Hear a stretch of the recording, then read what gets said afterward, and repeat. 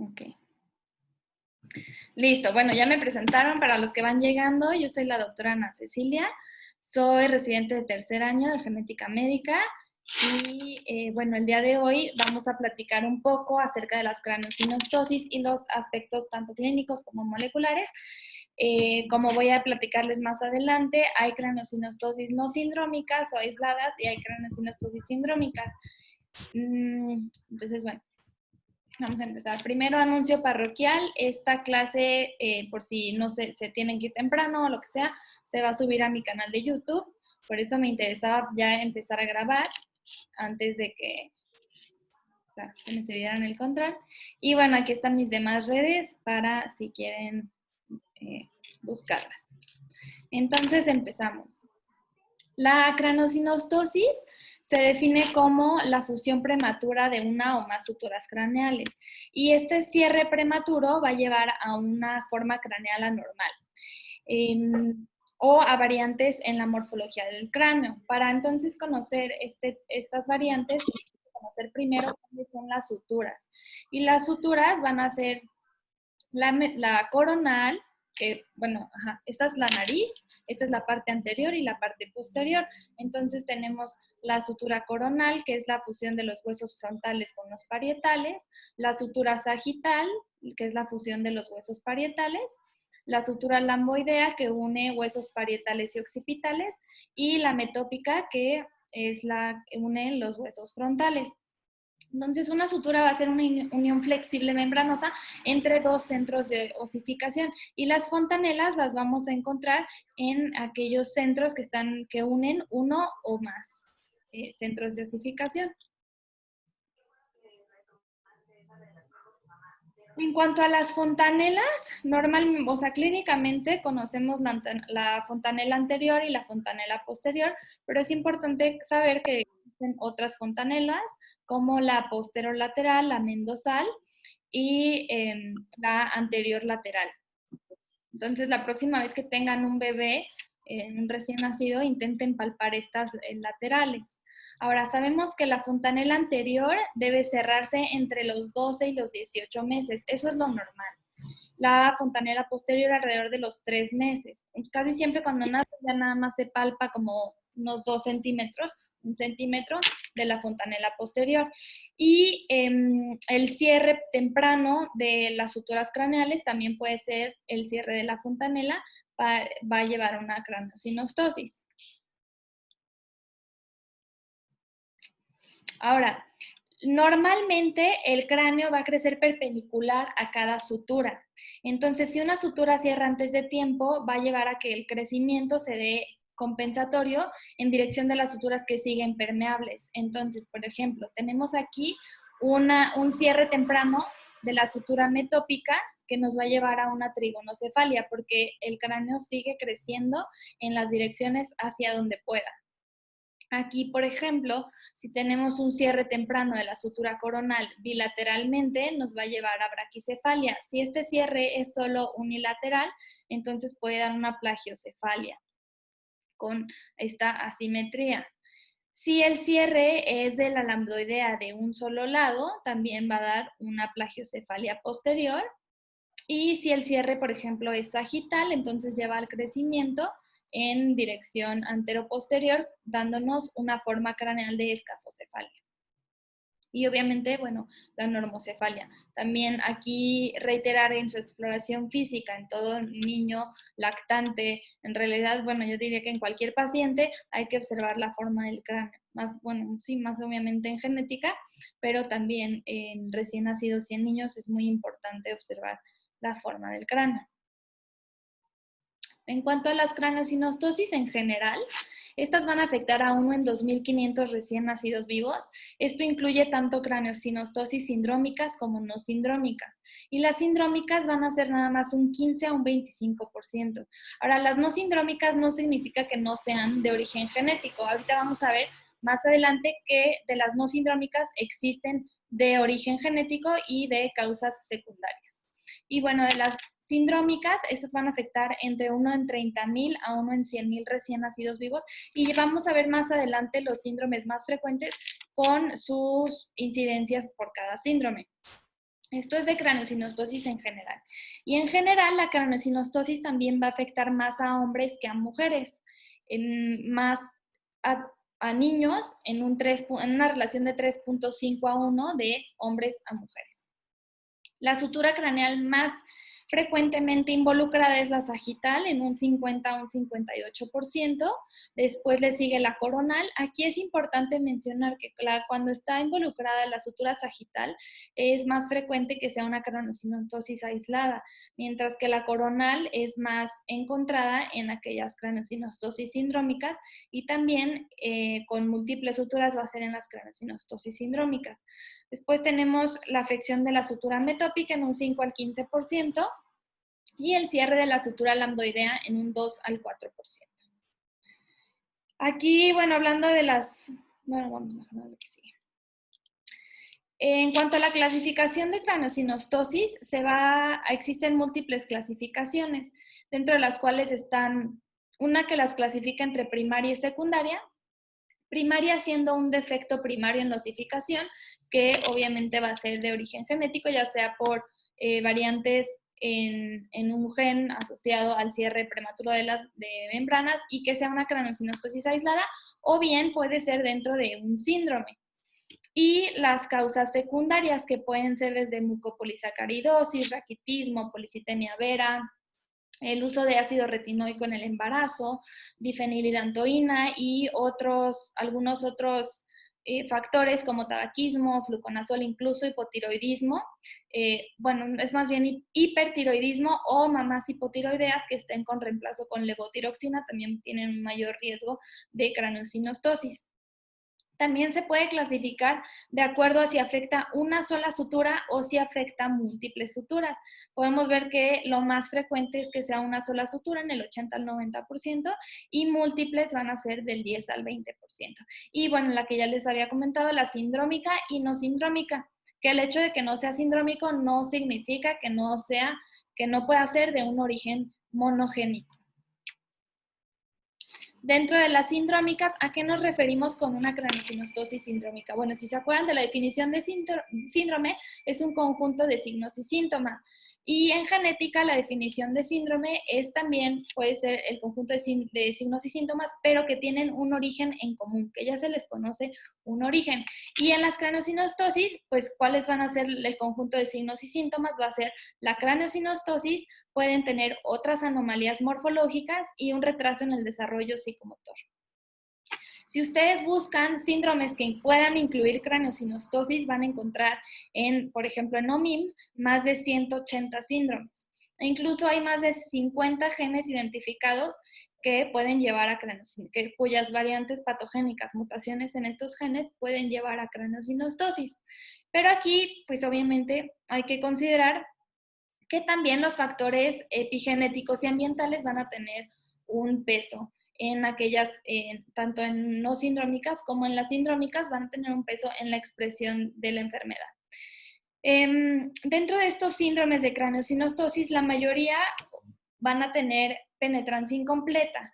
¿Qué significa penetrancia incompleta? Que algunos, por ejemplo, papá y el hijo pueden tener la mutación, que bueno, ya voy a hablar como variante patogénica, porque mutación puede ser variante benigna, mutación es nada más un cambio. Entonces nos vamos a referir como variante patogénica a la mutación que sí nos lleva a enfermedad.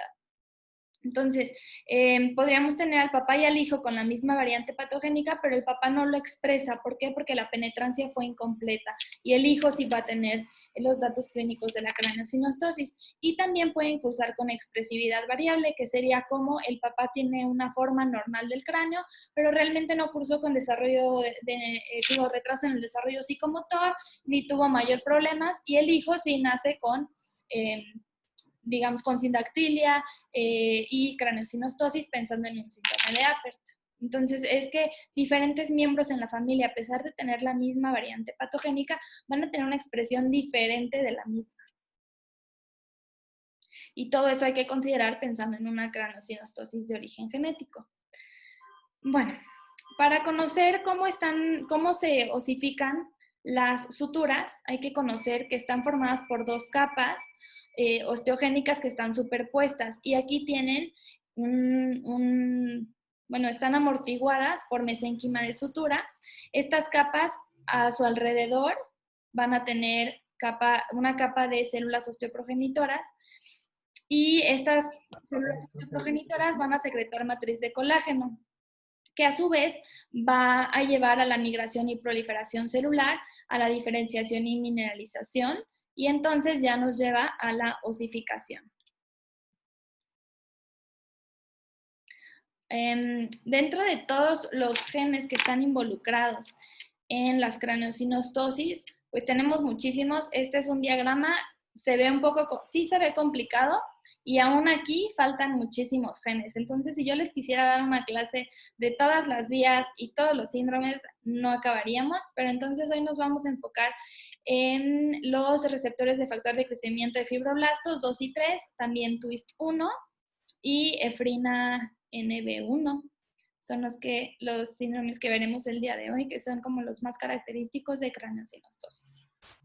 Entonces, en cuanto a las craneosinostosis causadas por variantes en los genes de FGFR, vamos a tener en FGFR2, estas son las craneosinostosis sindrómicas. Entonces, la mayoría de las craneosinostosis sindrómicas van a tener variantes patogénicas en un 32% en FGFR2. Esta es la localización cromosómica. Este es el cromosoma 10, el brazo largo, la región 2, banda 6 y subbanda 1 y 3.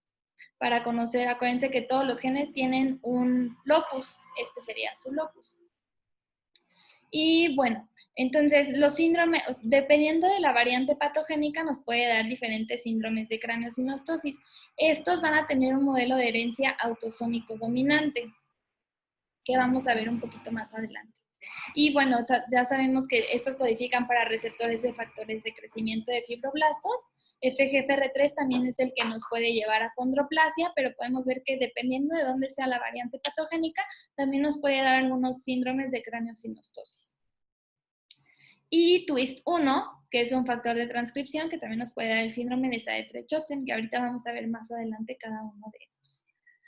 También tenemos otros genes que nos pueden llevar a craneosinostosis, como es la reductasa de citocromo P450,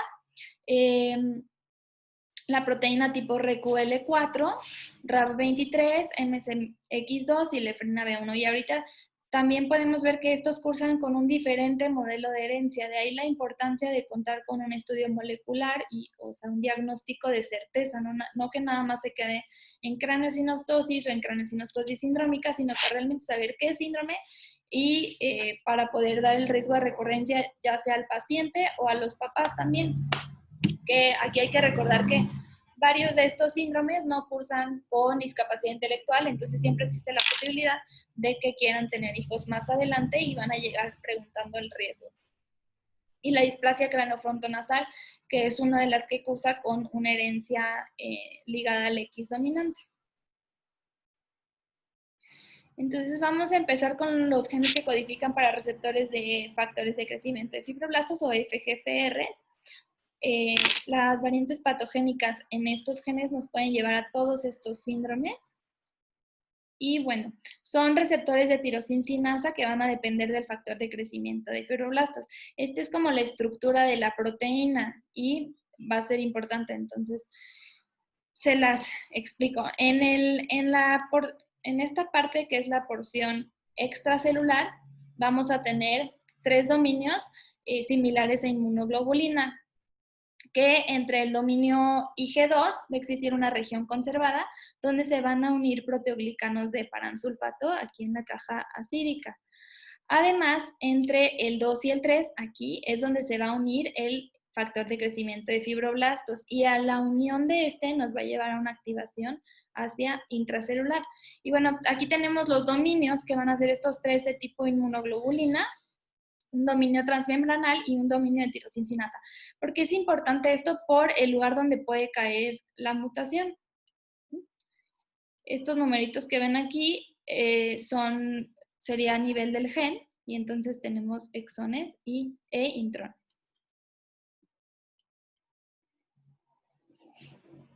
Nuevamente la estructura de la unión de factor de crecimiento de FGFRs con FGF Entonces aquí es donde se va, aquí entre el 2 y el 3, esta bolita es el FGF y al unirse a uno solo ya causa la dimerización y la activación de la cascada. Vamos a verlo más adelante. Aquí lo tenemos en su forma de monómero. Llega mi FGF, FGFR es todo esto. Llega mi FGF, se une y entonces lleva la dimerización. Se van a unir dos complejos FGF con sus respectivos FGFRs. Estas son las cadenas de proteoglicano de paransulfato. Esta dimerización lleva a una autofosforilación y a su vez esta autofosforilación va a llevar a que se activen diversas cascadas de señalización que están involucradas en la proliferación, en diferenciación, migración y apoptosis, dentro de las cuales las vías más importantes, o bueno, que nos competen el día de hoy serían la PI3K-AKT, vía de proteincinasa, vía de mapsinasa, RAS y ERK1 y 2, que ahorita vamos a ver. Entonces, ¿qué pasa si yo tengo una variante patogénica en alguno de mis factores en alguno de mis FGFRs, que puede llevar a una activación constitutiva, donde este ya no necesita que se le una FGF, si se fijan ya no está FGF, y dimerizan solitos y están activando cascadas de señalización todo el tiempo, llevando a la alza de estas cascadas. En específico con los FGFRs, bueno, vemos aquí que nos van a activar estas cascadas de señalización, RAS, RAF, MEC, ERK. Y bueno, normalmente ERK1 o sinasa de receptor celular 1, su función dentro del núcleo es exportar este ERF. Y ERF es un factor represor. Entonces, normalmente va a estar sacando a ERF. Vamos a ver qué variantes patogénicas en FGFRs que lleven a una activación constitutiva, a la alza viene esta vía, y entonces va a estar sacando ERF más de lo normal. ¿Y qué va a pasar con ERF y la función que ERF tiene dentro del núcleo? Que es un factor represor. Bueno, pues ERF normalmente está reprimiendo RUNX2. ¿Se acuerdan? Este lo mencionamos ahí en el diagrama que tenía varios genes.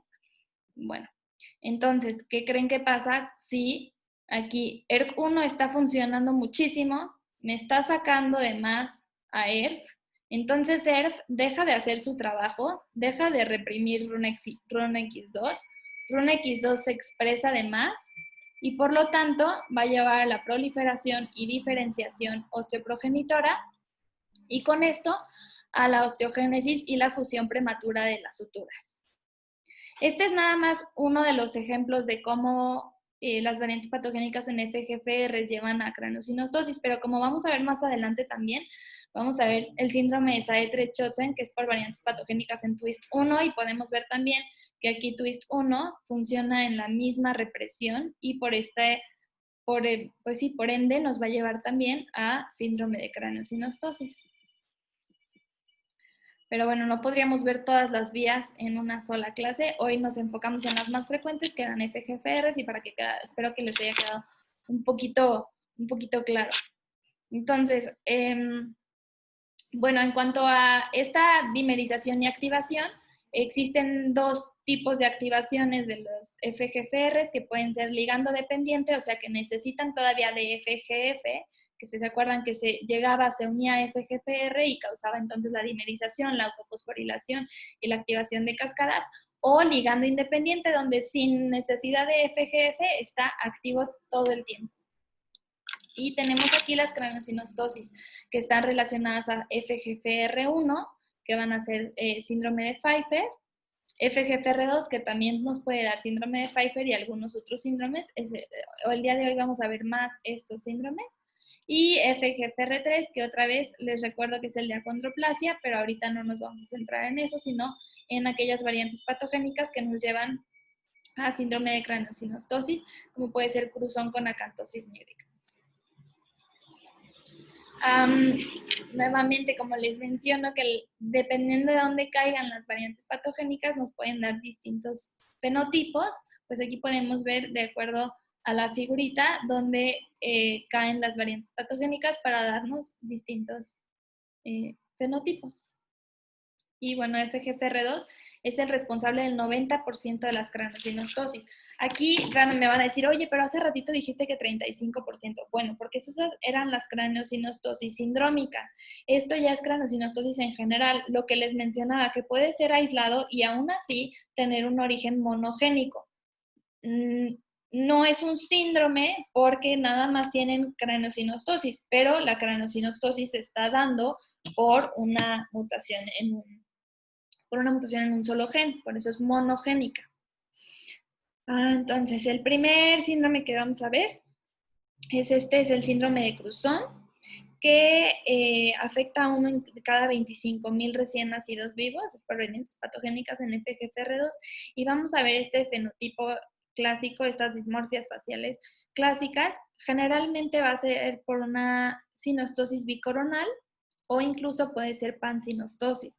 Vamos a tener hipertelorismo, proptosis, una hipoplasia al tercio medio facial, la nariz es hiperconvexa, o a veces le dicen como el pico de pájaro, aunque no nos gusta. Estos pacientes van a tener un intelecto normal.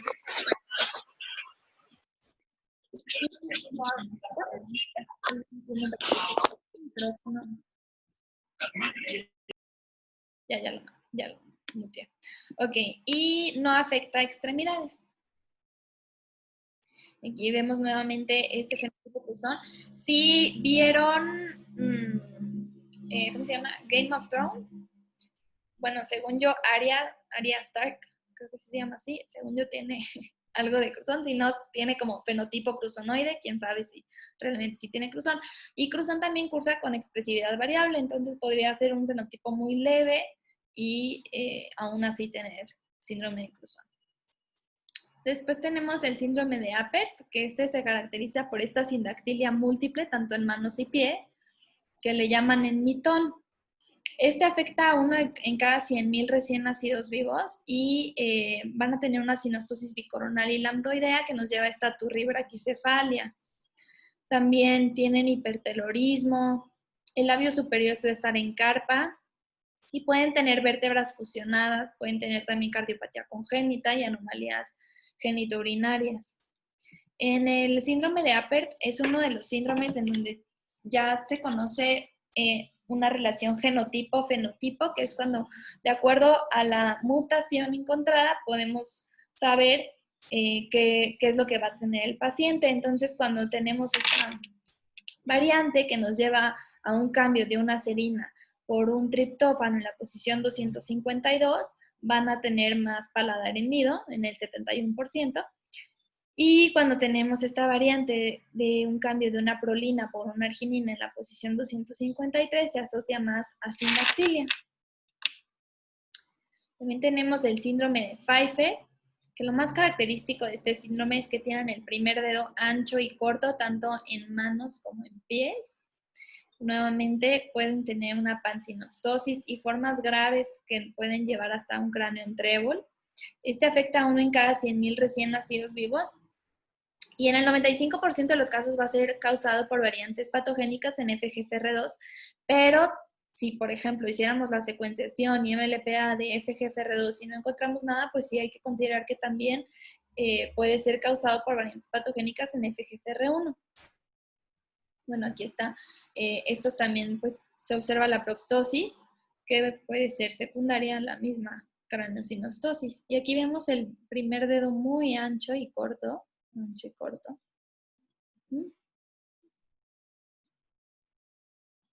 Ahora, el síndrome de Behr-Stevenson, que se caracteriza por esta cutis girata o surcos en la piel, se va a encontrar tanto en cráneo, en manos, pies, tronco. Y además van a tener craneosinostosis que puede llevar a cráneo en trébol. Este también es causado por variantes patogénicas en FGFR2. Y pueden tener además acantosis nigricans y anomalías angiogénicas y urogenitales. Y ya observamos cómo es la cutis girata en estos pacientes. Este es, pues sí, es muy, muy característico. Si tenemos un paciente así con craneosinostosis, pues ya nos regalaron el diagnóstico. Y ahora vamos con FGFR3, cuyas variantes patogénicas nos van a llevar a síndrome de Cruzón con acantosis nigricans y síndrome de Moen, que en este caso sí está muy bien definido cómo las variantes patogénicas en los distintos dominios nos llevan a los diferentes fenotipos. Y seguro ya se aprendieron que FGFR3 es el causante de acondroplasia. Entonces tenemos el síndrome de Moenke, que afecta a 1 en cada 10,000 recién nacidos vivos. Y bueno, aquí tenemos el fenotipo, va a ser causado por la sinostosis va a ser un unicoronal o bicoronal. Van a tener hipoplasia mediofacial, hipertelorismo ocular, también ellos pueden cursar con hipoacusia y algo característico en ellos es la fusión, o sea, del carpo. Acuérdense, siempre también en casos de craniosynostosis pedimos radiografías de extremidades. Aquí también curioso es que van a tener una inteligencia normal. Y la mutación más frecuente va a ser el cambio de una prolina en la posición 250 por una arginina. Bueno, ese es el cambio en la proteína que lleva a la mutación. Y aquí tenemos nuevamente el síndrome de Moenke, que también nos puede llevar a esta forma en el cráneo. Y lo que hablábamos de expresividad variable, a lo mejor y ven a esta mujer en la calle y creen que pues, se ve bien. Y ya que ves que tiene a esta niña, pues ya dices, no, sí tiene asimetría facial, aptosis, habría que ver su forma del cráneo, etc. Y el síndrome de Cruzón con acantosis nigricans, que el fenotipo facial va a ser pues similar al síndrome de Cruzón, pero como lo dice su nombre, pues van a tener acantosis nigricans. También en estos pacientes podemos encontrar atresia de coanas, cuerpos vertebrales cortos y una disminución en la distancia interpedicular en la radiografía de columna. Esta afecta a 1 en 30,000 recién nacidos vivos. Y también una mutación frecuente es el cambio de una alanina por una glutamina en la posición 391.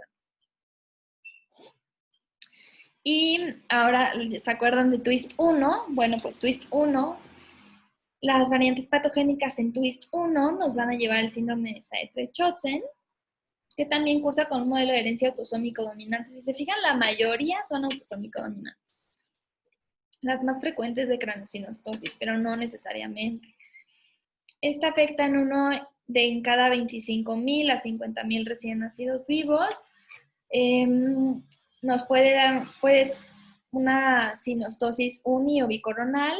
Esta aptosis es muy frecuente en pacientes con síndrome de Saetre-Chotsen y también la forma de la nariz van a tener una microtia con cruz prominente que vamos a ver ahorita. La inteligencia puede ser normal o limítrofe. Y bueno, aquí vemos cómo la cruz es muy prominente. Esta orejita es así, la clásica de Saetre-Chotsen. Nuevamente pueden tener esta nariz hiperconvexa. Si se fijan, estos dos comparten la nariz. Y bueno. Y también tenemos esta displasia craneofrontonasal, que es una de las que tiene una herencia ligada al X dominante. Este X debe ir en mayúscula, es la posición del gen FNB1. Y bueno, este gen codifica para ligandos de membrana que participan en la señalización de migración y mantenimiento de los límites de las suturas. ¿Se acuerdan en el diagrama cómo está twist 1? Ahí también reprimiendo a RONX2. Bueno, pues entonces funciona en esa misma vía y por lo tanto las variantes que nos lleven a una pérdida de función en FNB1 nos va a llevar a una craniosynostosis. Y aquí este es el fenotipo clásico de la displasia craneofrontonasal. Vamos a ver una braquicefalia, este pico de viuda, un hipertelorismo, pero real, súper hipertelorismo. La punta nasal puede estar hendida e incluso pueden tener labio paladar hendido. El cabello también es característico. Y la inteligencia es normal. Aquí, curiosamente, a pesar de ser ligado al X, va a afectar más a mujeres y se cree por una inactivación del X sesgada. Esto es de llamar la atención. Y también tenemos el síndrome de Carpenter, que es causado por variantes patogénicas en RAF23. Este cursa con un modelo de herencia autosómico recesivo. Ahora sí, ya ven, en genética nada es ley, pero bueno, tenemos frecuencia. Y este sí es autosómico recesivo. Aquí vamos a ver, es de las pocas que afecta la sutura metópica y sagital, y vamos a ver esta forma del cráneo. Además pueden cursar con obesidad, pueden tener cardiopatías congénitas, polidactilia e incluso sindactilia, vamos a ver estos pesitos, y también pueden tener ausencia de las falanges medias. La discapacidad intelectual en estos casos es variable. En algunos pacientes la vamos a encontrar y en algunos otros no. Y bueno, eso fue así como una repasadita de las craniosynostosis sindrómicas más frecuentes. Pero bueno, aquí lo que tenemos que aprender es cómo se va a abordar un paciente con craniosynostosis. Entonces, primero, siempre la base de todo, los antecedentes heredofamiliares, hay que hacerlo completo, como les hablaba de la expresividad variable. A lo mejor alguien nació con polidactilia, le quitaron el dedo, luego al papá le quitaron el dedo, ya no supimos nada más de él, y ahora el niño viene con algún otro problema porque muchos de los síndromes en genética tienen expresividad variable. Entonces es súper importante hacer una historia clínica bien detallada. También si, por ejemplo, hay antecedentes de consanguinidad, pues eso nos podría orientar hacia un modelo de herencia autosómico recesivo, aunque no necesariamente. Dentro de los antecedentes familiares también es muy importante contar con las edades de mamá y papá, específicamente para esta clase de papá, porque la edad paterna avanzada se asocia a mutaciones nuevas en los FGFRs que nos pueden llevar justamente a craniosynostosis, entonces ahí también súper importante. En cuanto a los antecedentes perinatales, también desde que se supo embarazada, si tomó algún medicamento antes de saberse embarazada, lo que les mencionaba de mamás hipotiroideas, desde cuánto tiene el hipotiroidismo o hipertiroidismo. Sí, en las mamás hipotiroideas se cree que el riesgo es por la levotiroxina, entonces tendríamos un mayor riesgo también en hipertiroideas. También hacer una buena anamnesis del desarrollo psicomotor y si es posible también revisar al niño, porque luego los papás de que nos dicen, sí, ya sostiene la cabecita desde el mes. Y el niño tiene 3 meses y ya lo vas a revisar y así el niño con la cabecita caída. Entonces, es muy importante también verificar estos datos. También en craniosynostosis, pues verificar que no haya daño neurológico. En cuanto a la exploración física, pues también debe ser exhaustiva y de preferencia no nada más en el paciente que viene por craniosynostosis, sino también en los papás. Hay que evaluar la morfología craneal, el perímetro cefálico, que deben de conocer cómo se mide el perímetro cefálico. Se va a medir de la glabela, que es aquí el punto más prominente, al punto más prominente del occipucio. Ahí es donde debe ir la cinta métrica para poder tener un perímetro cefálico, y ya lo comparan contra las tablas de la OMS de percentiles para la edad de su paciente. Hay que palpar fontanelas, hay que palpar también las suturas. Cuando hay un cierre prematuro de las suturas, se van a palpar imbrincadas. Eso no es normal. Y también podemos tener microcefalia. La talla también es súper importante. Siempre percentilarlo en pacientes pediátricos. Talla, peso y perímetro cefálico, siempre hay que percentilar. Revisar manos y pies, también genitales. Hay que revisar pues exhaustivamente al paciente. Y una vez que ya hicimos todo esto, pues nos apoyaremos en estudios de imagen, que, bueno, en craniosynostosis el estándar de oro es la TAC con reconstrucción 3D, pero bueno, si no lo tienen, por lo menos iniciar con unas radiografías de cráneo y ya hacer el envío a un segundo o tercer nivel para abordaje de craniosynostosis. Entonces aquí está, vamos a pedir la tomografía computarizada con reconstrucción 3D, donde aquí podemos ver una fusión de la sutura coronal izquierda Y también vamos a pedir radiografías de esqueleto axial y de extremidades. Entonces, ahora sí, en cuanto al abordaje diagnóstico, bueno, aquí no se preocupen, ustedes como médicos generales lo primero que deben hacer pues es sospechar en una craneosinostosis y envíenlo porque más vale que se descarte a que sea un niño que sí la tenga y que el tratamiento se atrase por un diagnóstico pues tardío. Entonces, una vez que ustedes lo mandan tanto a neurocirugía, bueno, el envío urgente es a neurocirugía. Ya neurocirugía generalmente es quien nos lo manda a nosotros, o si no, pediatría.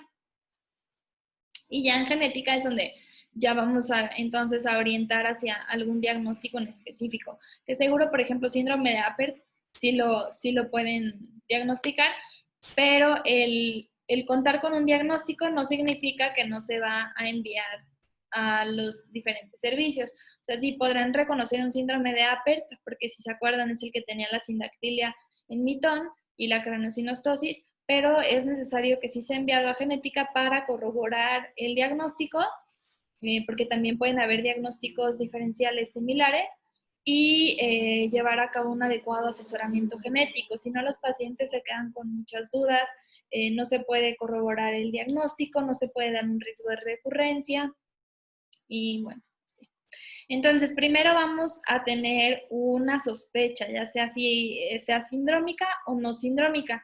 Y de acuerdo a esto nos iremos al estudio pues ideal. Entonces, en estos autores, que ya es una referencia un poco, bueno, no, sí es súper vieja, pero no hay ningún nuevo abordaje.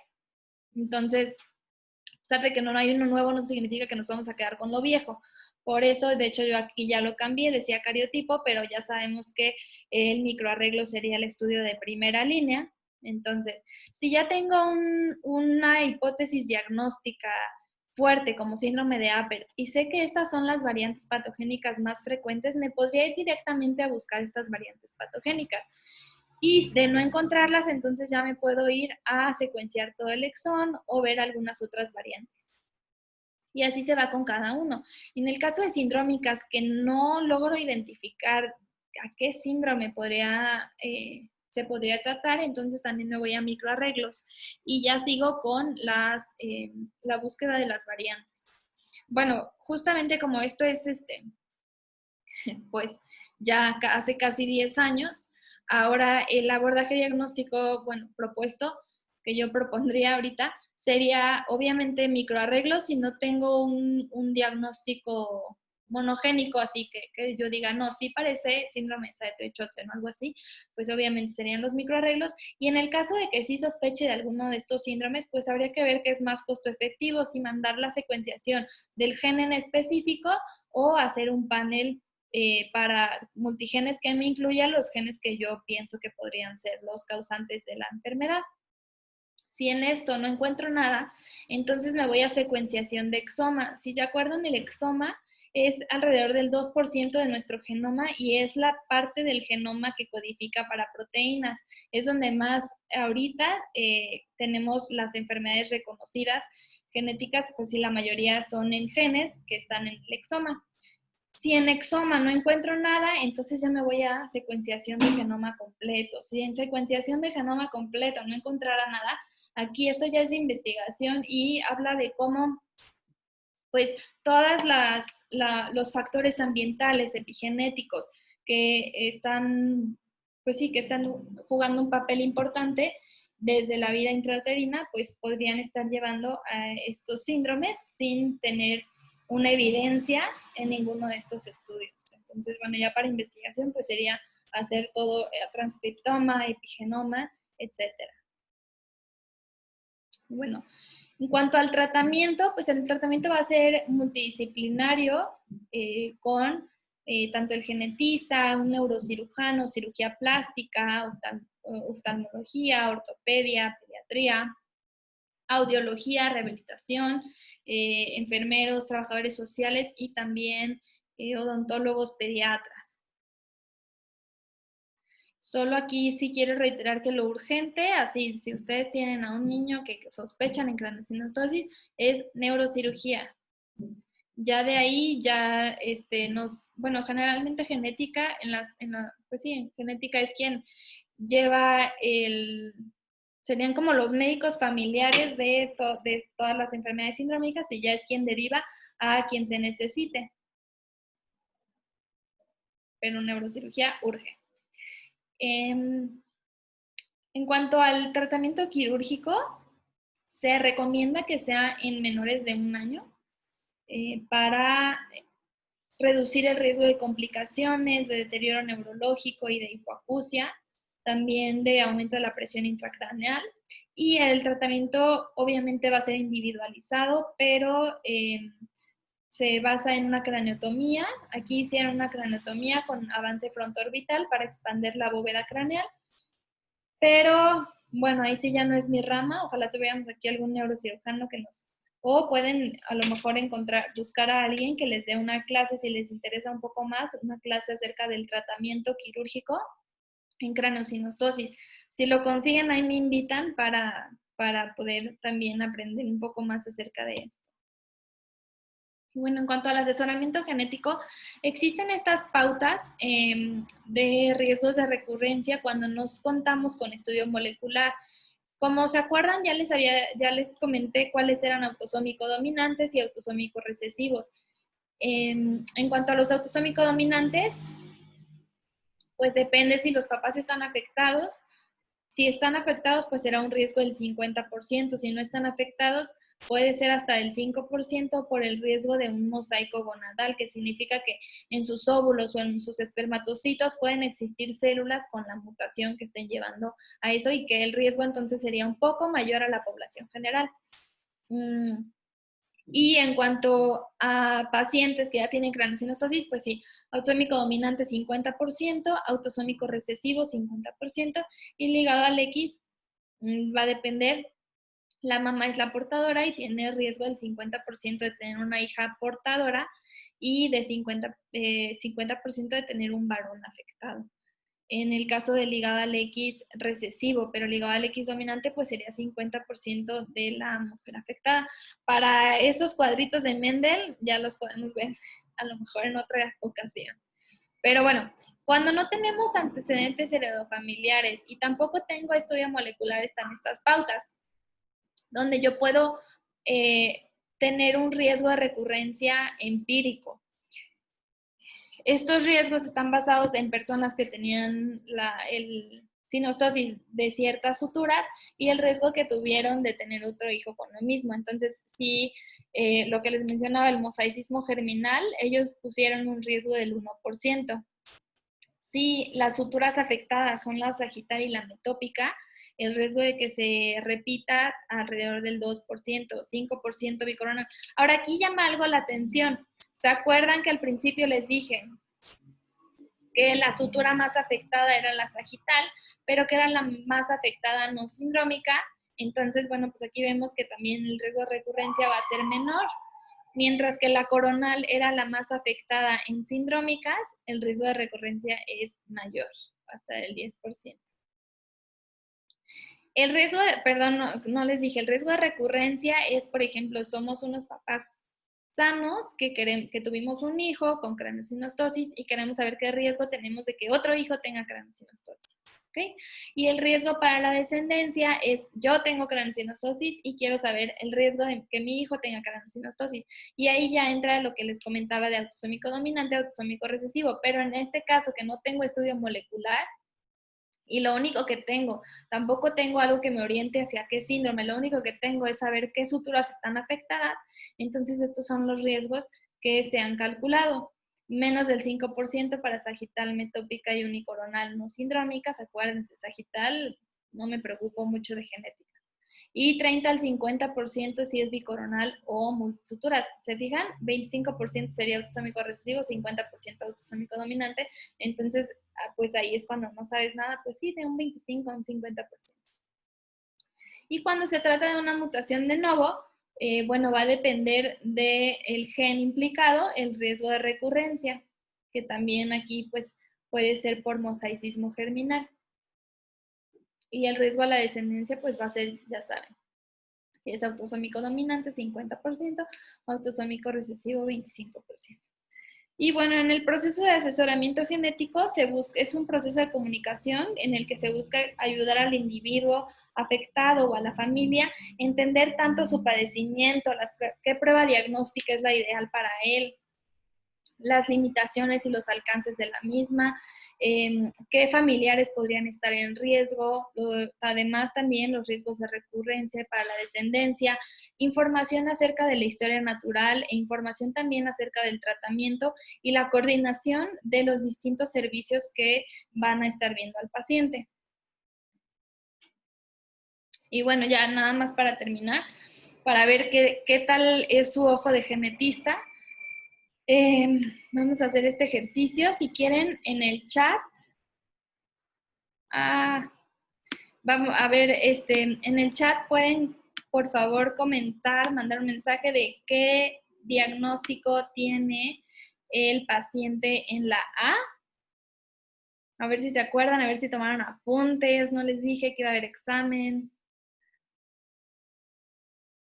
Pero no veo el chat. Ay, aquí está.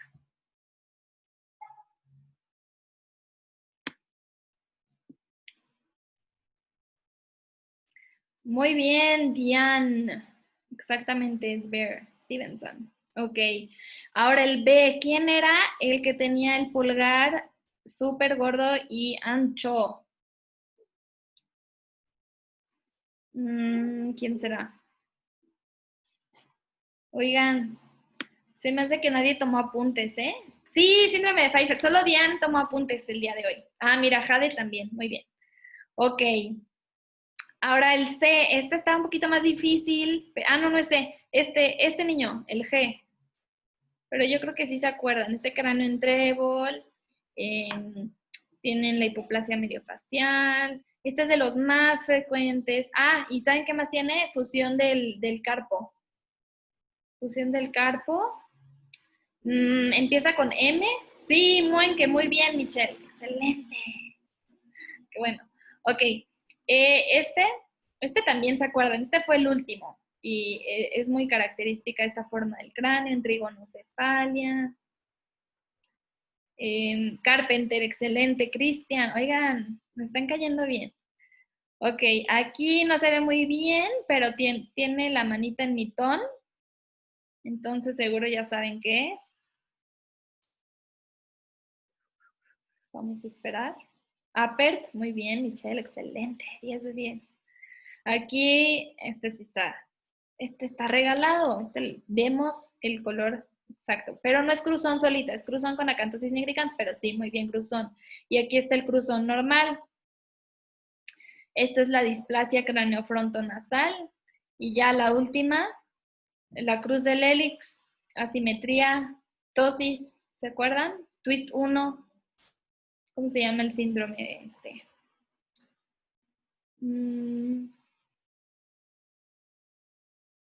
¿Qué pasó? Ah, no, ya se los di. Sí, Saetre-Chotzen, excelente. Entonces aquí, bueno, ya tenemos una recapitulación de los síndromes de craneosinostosis que vimos el día de hoy. Displasia craneofrontonasal, Pfeiffer, dedo gordo, Muenke, con la fusión de dedos en el carpo, Saetre-Chotzen, Apert, ya están hechos para craneosinostosis sindrómica. Si tienen dudas, si quieren irlas poniendo en el chat, nuevamente se va a quedar esta clase en mi YouTube y bueno, les dejo mis demás redes por si quieren seguirme. En Twitter estoy subiendo artículos de genética, por si les gusta genética, y TikTok, pues nada, TikTok es divertido. Y bueno, pues muchas gracias. Espero a ver sus preguntas, si tienen preguntas.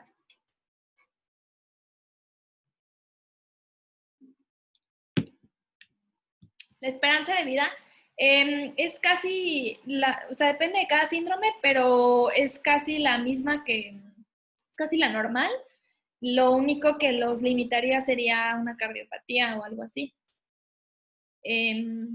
bueno, obviamente si el tratamiento no se da a tiempo, pues pueden tener gran deterioro neurológico y eso impactaría en su esperanza de vida. Pero así como de cajón, porque tienen tal síndrome, no va a bajar la esperanza de vida. Jackie, yo lo voy a subir en YouTube, pero no sé si los compañeros de aquí de la sociedad, si lo vayan a subir a Facebook, no sé, de la Sociedad de Neurociencias. Sí.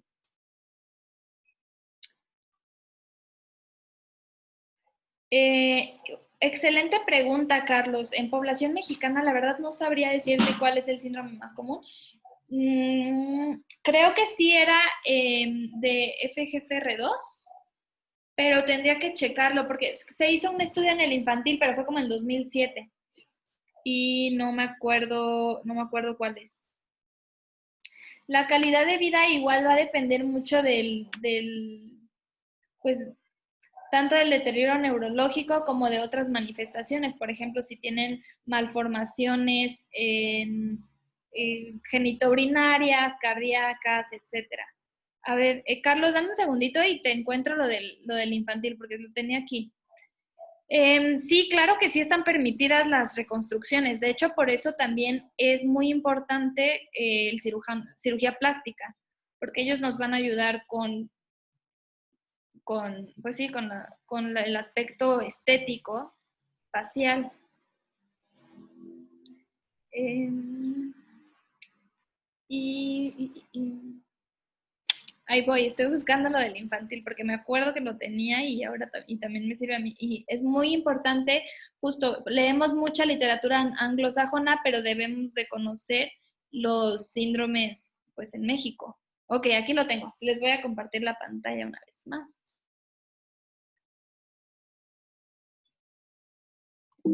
Ay,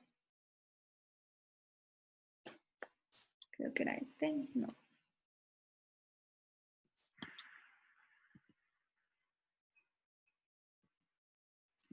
Olvídalo, no está aquí, pero creo que entonces estaba en mis apuntes de esa misma presentación. Ay, perdónenme. A ver si hay alguna otra duda. ¿Alguna otra duda? ¿Inquietud? No sé.